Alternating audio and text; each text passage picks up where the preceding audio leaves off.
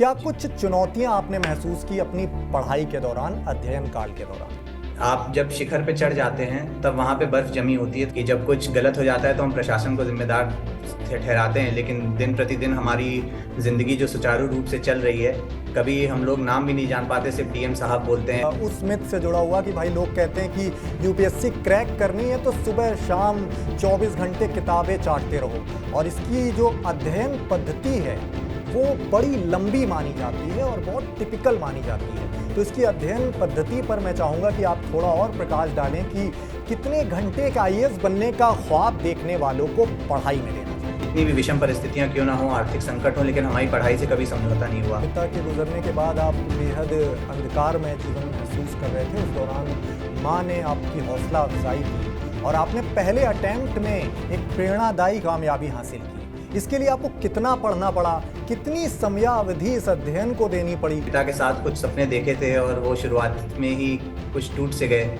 जैसे ही मैंने अपनी तैयारी शुरू की, उसकी परिस्थितियाँ तो बहुत ख़राब थी।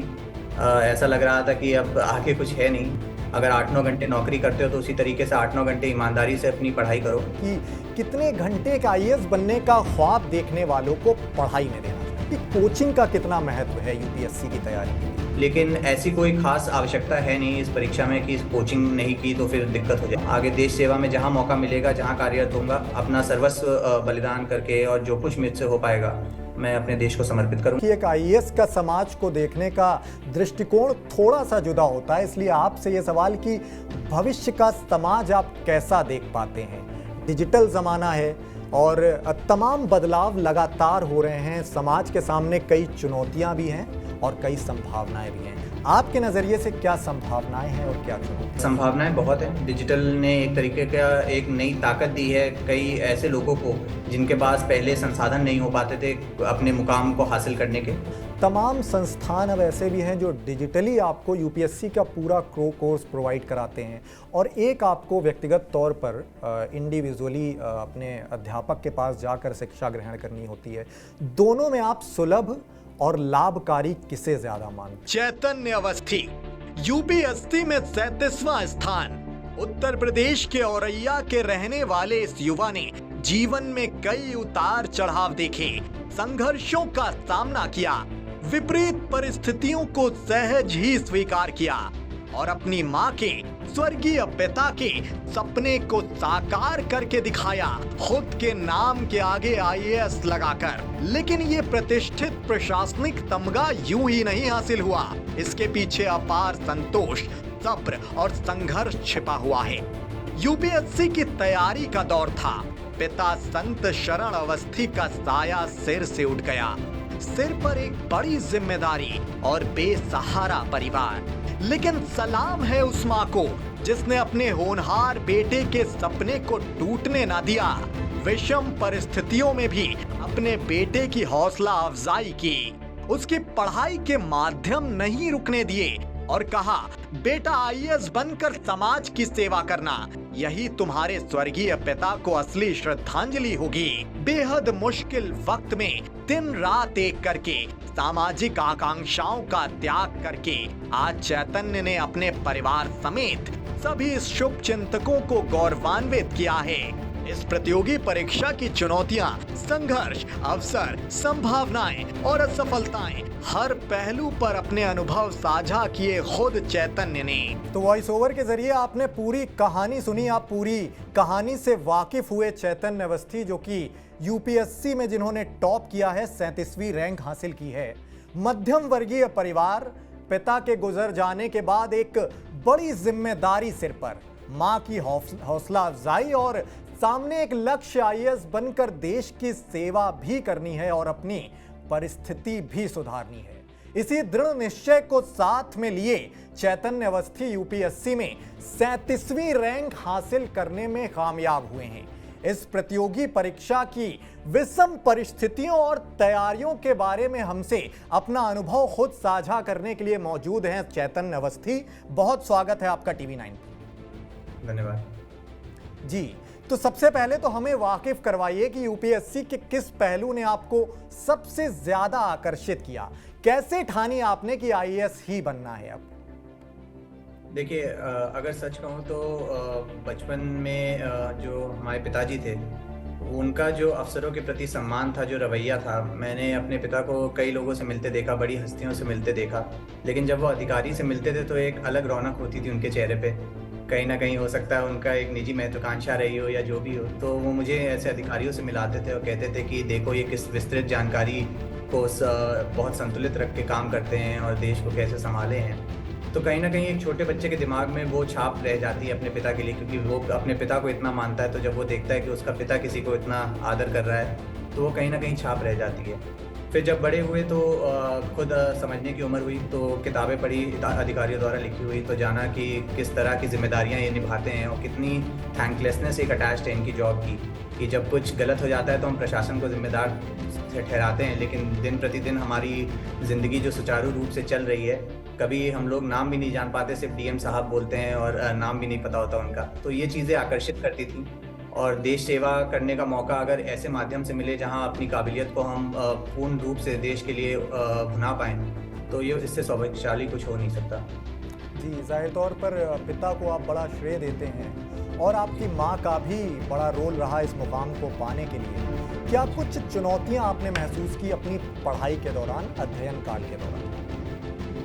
जी देखिए चुनौतियाँ बहुत थी। मेरे पिता एक छोटे पत्रकार के रूप में उन्होंने अपने जीवन की शुरुआत करी। लेकिन मैंने अपने जीवन में ये देखा कि जितनी भी विषम परिस्थितियाँ क्यों ना हों, आर्थिक संकट हो, लेकिन हमारी पढ़ाई से कभी समझौता नहीं हुआ। हमने अपने माता-पिता को कई ऐसी चीज़ें से त्याग करते देखा जो आम तौर पे उनके स्तर पे लोगों को करनी चाहिए थी, लेकिन हमारी पढ़ाई-लिखाई के लिए उन्होंने वो सब त्यागा। तो बचपन से ही ऐसी परिस्थितियाँ देखी, लेकिन जब पिता के साथ कुछ सपने देखे थे और वो शुरुआत में ही कुछ टूट से गए, जैसे ही मैंने अपनी तैयारी शुरू की उसके 5-6 दिन के भीतर सब हो गया। तो मैं कहूँगा कि परिस्थितियाँ तो बहुत ख़राब थीं। ऐसा लग रहा था कि अब आगे कुछ है नहीं, लेकिन मैं फिर से एक बार श्रेय अपनी माँ को ही दूँगा, जिस मज़बूती से वो एक ढाल बन के मेरे सामने खड़ी रहीं।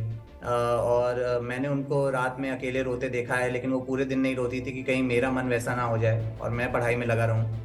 तो मैं उसको अकल्पनीय मानता हूँ उस माँ के साहस को, और मैं हमेशा ये कहता हूँ, सब हर इंटरव्यू में कह रहा हूँ कि मैं अपने माता-पिता की मेहनत की फसल काट रहा हूँ। ये 3-4 साल की मेहनत ठीक है, लेकिन जो उनके 20-25 साल का त्याग और बलिदान और मेहनत है, ये आज उसका नतीजा है और जी। उसका श्रेय मुझे मिल रहा है।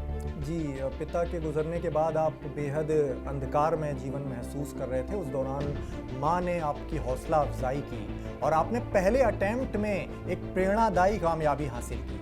इसके लिए आपको कितना पढ़ना पड़ा, कितनी समयावधि इस अध्ययन को देनी पड़ी, कुछ अनुभव अपना ये साझा करें। जी, सच कहूँ तो इस परीक्षा से पहले मैं कभी भी पढ़ाई को घंटों से नहीं नापता था। मैं हमेशा अपने पिता से कहता था कि 3 घंटे दीवारें देखने से अच्छा है 1 घंटे ईमानदारी से पढूँ और बाहर आ जाऊँ। लेकिन इस परीक्षा ने ये समझाया कि न्यूनतम घंटे ज़रूर देने पड़ते हैं इस परीक्षा को, तो वो मैंने दिया। और मेरे पिता भी यही कहते थे कि अगर तैयारी कर रहे हो और नौकरी नहीं कर रहे हो तो पढ़ाई को अपनी नौकरी मानो। अगर 8-9 घंटे नौकरी करते हो तो उसी तरीके से 8-9 घंटे ईमानदारी से अपनी पढ़ाई करो। और नौकरी में तो आपको वेतन मिलता है, आस-पास 4-5 लोग होते हैं बात करने के लिए, बीच में ब्रेक भी होता है, लेकिन इसमें वेतन भी नहीं मिलता है। तो वो कहते थे कि ये तपस्या है, उसको तपस्या मान के 9 घंटे पढ़ो। तो 9 घंटे तो अमूमन रहता था, और जब परीक्षाएँ करीब आ गईं तो वो कभी 10-11 घंटे भी हो जाता था। जी, ये सवाल मैंने इसलिए पूछा कि इस सवाल का एक पहलू और भी है कि उस मिथ से जुड़ा हुआ कि भाई लोग कहते हैं कि यूपीएससी क्रैक करनी है तो सुबह शाम 24 घंटे किताबें चाटते रहो, और इसकी जो अध्ययन पद्धति है वो बड़ी लंबी मानी जाती है और बहुत टिपिकल मानी जाती है। तो इसकी अध्ययन पद्धति पर मैं चाहूँगा कि आप थोड़ा और प्रकाश डालें कि कितने घंटे का आईएएस बनने का ख्वाब देखने वालों को पढ़ाई में देना चाहिए। देखिए, अध्ययन पद्धति की अगर बात करें तो मेरा ऐसा मानना है, मुझसे कई लोगों ने पूछा कि याद कैसे रखें और चीज़ें रटें कैसे। मैं ऐसा मानता हूँ कि आप रट नहीं सकते। मैं मुझसे जो भी ये सवाल पूछता है मैं उनसे कहता हूँ कि इस परीक्षा का सिलेबस ही 16 पन्ने का है। यदि आप मुझे रट के वो क्रमशः सुना दें तो वो भी बहुत बड़ी बात होगी। तो आप इस परीक्षा को नहीं रट सकते, इतने विषय हैं, इतनी चीज़ें हैं। और रटने की भी एक बहुत गलत धारणा हमारे मन में है। जब विराट कोहली नेट्स पे जाते हैं और वो प्रैक्टिस करते हैं, वो बार-बार अपनी बॉल खेलते हैं एक जैसी बॉल, तो उसको हम लोग ट्रेनिंग कहते हैं, रटना नहीं।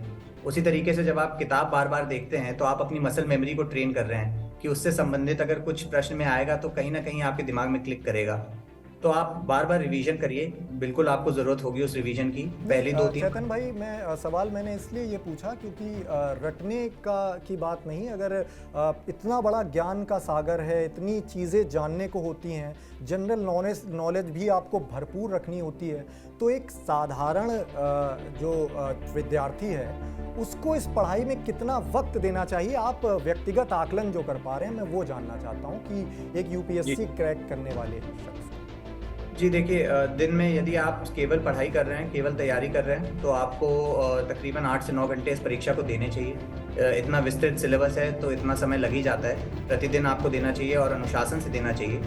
और यदि आप कहीं काम कर रहे हैं और कहीं और आपकी व्यस्तताएं हैं या जिम्मेदारियां हैं, तो कोशिश करिए कि उसके बाद आप कुछ समय निकाल के 5 से 6 घंटे यदि हो पाए तो आप इस परीक्षा को दीजिए, क्योंकि जैसा आपने बिल्कुल सही कहा, सिलेबस बहुत बड़ा है, बहुत सारी चीज़ें हैं कवर करने को और समय बहुत लिमिटेड है। और ये चक्र ऐसा है कि 1 साल पूरा एग्जामिनेशन में लग जाता है और फिर तुरंत दूसरा साल शुरू हो जाता है। तो बिल्कुल 8 से 9 घंटे मैं कहूँगा निरंतर देने चाहिए।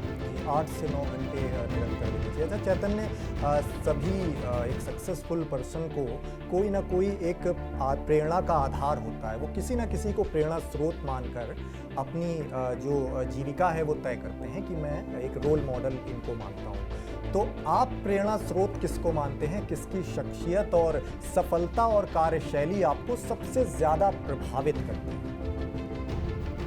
मैं निजी जीवन में तो मेरे माता पिता मेरे प्रेरणा के स्रोत हैं, उनसे बहुत कुछ सीखा है। लेकिन यदि उनके परे मैं बात करूं तो मैं विराट कोहली से बहुत प्रभावित हूं। उनके जीवन शैली से, उनकी मानसिकता से, उन्होंने जिस कदर अपने आप को नहीं बल्कि पूरी देश के लिए जो एक नया मेंटल रेवोल्यूशन लाए हैं, और ख़ास तौर पे जब वो बड़े उस दौर से गुजर रहे थे जब सब कुछ ठीक नहीं था, तब उनका उस स्तर पे होके कहना कि आपको लो फील होना भी ठीक है, वो मेरे लिए बहुत प्रेरणादायक था कि जब इस मुकाम पे कोई आदमी ऐसा फील कर सकता है तो मैं इतनी छोटी सी हताशा से क्यों घबरा रहा हूँ। तो वो मेरे लिए डाउनफॉल से बिल्कुल एकदम निकल कर आए और अपने आप को साबित किया। ये एक बड़ी प्रेरणादायी बात है, व्यक्तिगत तौर पर उनको फॉलो करना बनता है। अच्छा, कुछ टिप्स आप उन युवाओं को भी दीजिए जो आईएएस बनने का सपना लिए यूपीएससी के लिए दिन रात जद्दोजहद कर रहे हैं, उनको आप क्या संदेश देना चाहेंगे और टिप्स देना चाहेंगे खासकर? मैं उनसे ये कहूँगा कि यदि आपने तय कर ही लिया है कि आपको ये परीक्षा देनी है, तो आपको इस परीक्षा से मोहब्बत कर लेनी चाहिए, क्योंकि ये परीक्षा वही गुण आप में देख रही है जो एक अफसर के लिए होंगे। आपके पास काम बहुत ज़्यादा होगा, समय बहुत कम होगा, आपके पास जिम्मेदारियाँ विभिन्न विभागों की होगी, जिस तरह अभी आपको विभिन्न विषय पढ़ने पड़ते हैं। तो यदि आपने तय कर लिया है कि आपको अफसर बनना है, तो आप इस परीक्षा से मोहब्बत करिए, उसके प्रति ईमानदार रहिए, किसी और के प्रति जवाबदेह मत रहिए। यदि आपने अपने दिन का टारगेट सेट कर लिया है कि मुझे इतना करना है, तो आप दिन पूर्ण होने से पहले वो टारगेट खत्म करिए और आपको एक सुकून मिलेगा जब आप ईमानदारी से अपने लक्ष्य की तरफ काम करते हैं। टिप्स के लिए मैं इतना कहूँगा कि आप अपने नियमित सोर्सेज रखिए, ज़्यादा किताबें इकट्ठा मत करिए, जितनी किताबें हैं उनको बार बार पढ़िए। मैं फिर दोहराता हूँ कि पहली 2-3 बार पढ़ना आनंदमय होता है, चौथी 5वीं बार से आपकी असली परीक्षा शुरू होती है, जब वही बातें बार बार पढ़नी पड़ती हैं। तो लिमिटेड सोर्सेज रखिए, उनको बार बार पढ़िए और थोड़ा ऐसे लोगों के साथ रहिए जो आप पे ज़्यादा सामाजिक दबाव ना बनाए। ये परीक्षा आपकी काबिलियत का इकलौता मापदंड नहीं है। ठीक है, अच्छी बात है, जब आप सफल हो जाएंगे तो आपके लिए बहुत उम्मीदें होंगी, लेकिन अगर आप नासफल भी होते हैं तो केवल एक परीक्षा से खुद को मत आकिए। एक विद्यार्थी के लिए ये एक बड़ी चुनौती हो जाती है कि लोग, समाज जो है वो पैर खींचने लग जाता है कि इतना बड़ा एग्ज़ाम है और अगर नहीं हुआ, आपने इतने अध्ययन का इतना बड़ा वक्त उनको दे दिया, उस पढ़ाई को दे दिया, उस कोर्स को दे दिया, तो एक ये डर कहीं ना कहीं युवाओं के पैर पीछे खींचता है और वो यूपीएससी से अपना पैर पीछे खींच लेते हैं। तो इसके लिए एक मार्गदर्शन जरूरी है। मैं उनसे बस ये कहूँगा कि हमेशा ऐसे लम्हों में याद रखिए कि आपने क्यों इस राह को चुना है। यदि आप में देश सेवा की वो लगन है, वो जुनून है, क्योंकि आप इतनी मेहनत करके आप प्राइवेट सेक्टर में बहुत अच्छी नौकरी पा सकते हैं। तो यदि आप किसी को दिखाने के लिए या किसी समाज में आदर के लिए ये कर रहे हैं, तो मुझे लगता है वो गलत मुकाम होंगे। आप इस सेवा के लिए समर्पित होइए, तन मन धन से समर्पित होइए। और रामधारी सिंह दिनकर की 2 पंक्तियाँ हैं जिन्हें मुझे ऐसे लम्हों में बहुत संभाला। वो कहते हैं कि और अधिक ले जाच देवता इतना क्रूर नहीं है, थक कर बैठ गए क्या भाई मंजिल दूर नहीं है। बिल्कुल बिल्कुल। और आपने अभी प्रकाश डाला, जोर दिया कि व्यक्तिगत ज्ञान बहुत ज़रूरी है। आप लोगों से आकलन नहीं कर सकते कि वो इतनी तैयारी कर रहा है तो मुझे इतनी तैयारी करनी पड़ेगी। आपका व्यक्तिगत ज्ञान कितना है ये महत्व रखता है। लेकिन एक चीज़ मैं और जानना चाहूँगा आपसे कि कोचिंग का कितना महत्व है यूपीएससी की तैयारी के लिए? देखिए कोचिंग एक निजी फैसला है। यदि आपके पास संसाधन है, यदि आपको उसकी आवश्यकता लगती है, ज़रूरी नहीं है कि कोचिंग जो हर कोई कर रहा है वो पूरी परीक्षा के लिए कर रहा हो। कुछ लोग टेस्ट सीरीज़ लेते हैं, कुछ लोग पूरे समय के लिए लेते हैं, कुछ महीने के लिए लेते हैं। तो ये आपको खुद स्वयं आकलन करना है, अपने संसाधनों को ध्यान में रख के, अपनी प्राथमिकताओं को ध्यान में रखते। यदि आपको एक नियमित शेड्यूल चाहिए कि आप दिन में इतने घंटे तो कम से कम पढ़ें और एक डिसिप्लिन की दिक्कत आ रही है तो आप कोचिंग लीजिए, वो आपको एक दिशा देगी।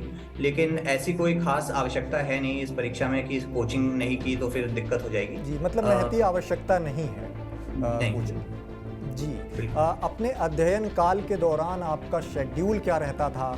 किस वक्त आप कोचिंग को कितना वक्त देते थे? व्यक्तिगत कार्य जो हैं आपके, उस पर थोड़ा सा प्रकाश डालें। जी, मैंने अपने दिन को 3 भागों में बाँट दिया था। मैं 3-3 घंटे के 3 भागों में पढ़ाई करता था। तो पहला भाग 9 से 12 होता था जिसमें मैं पढ़ाई करता था। उसके बाद मैं 2 घंटे का ब्रेक लेता था जिसमें मैं अपना लंच वगैरह करके 2 से 5 फिर अपनी टेबल पे आ जाता था। और फिर 5 से 7 फिर 2 घंटे का ब्रेक लेता था जिसमें थोड़ा मैं टहलता था, थोड़ा व्यायाम करता था, अपनी माँ के साथ बातें करता था। और 7 से 10 फिर अपनी टेबल पे चला जाता था। और एक बार रात में इस प्रकार 9 घंटे दिन के हो जाते थे। और रात में डिनर करके कोशिश करता था कि मुझे 7 घंटे या 8 घंटे की नींद अवश्य मिले। और जब कभी ये नहीं हो पाता था तो फिर उसका असर मेरे अगले दिन की तैयारी पे पड़ जाता था। और जो आपने दिनचर्या बताई, इसमें आपकी सोशल लाइफ कहीं नज़र नहीं आई, तो क्या आपकी सोशल लाइफ प्रभावित हुई आपके अध्ययन काल के चलते? नहीं, बिल्कुल हुई। मैं इसमें तो झूठ तो नहीं कहूँगा कि मैं हर चीज़ को संतुलित करके चल रहा था। बिल्कुल हुई। एक तरीके का एकांत वास करना पड़ा, मैं कहूँगा। लेकिन मैं ऐसा भी कहूँगा कि कृपया अपने आप को अकेला मत करिए, और ख़ास तौर से ऐसे लम्हों में जब आप टूटा महसूस कर रहे हो, क्योंकि मैंने अपने आप को बहुत ज़्यादा सबसे अलग कर लिया था कई कारणों से। लेकिन मेरे मित्रों को मैं बहुत ज़्यादा श्रेय दूँगा जिन्होंने लगातार निरंतर मुझसे संपर्क में बने रहने का प्रयास किया और एक ऊर्जा दी जिसने मुझे इस कठिन काल का सफ़र पूरा करवाया। तो बिल्कुल। मैं और निश्चित तौर पर, और आपने उस लक्ष्य को हासिल करके दिखाया और लोगों के लिए प्रेरणादायी भी साबित हुए। भविष्य में चैतन्य खुद को किस मुकाम पर देखना चाहते हैं, उनकी योजनाएं क्या क्या हैं?